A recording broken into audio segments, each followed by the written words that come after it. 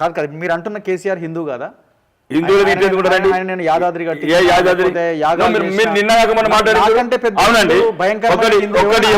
ఒకటి రగ్గారు ఈ మాజీ ముఖ్యమంత్రి అరాచకవాది, హంతకుడు, నరహంతకుడు, మమ్మల్ని అవమానకరంగా మాట్లాడతాడు.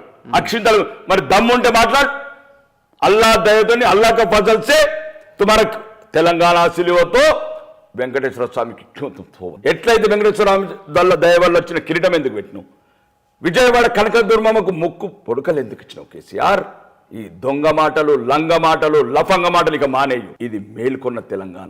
నువ్వు ఎప్పితే సచ్చే శ్రీకాంతాచారి లేడు. నువ్వు రెచ్చగొడితే నీ అల్లుడు రెచ్చగొడితే చచ్చిపోయే యాదిరెడ్డి లేరు ఇక్కడ.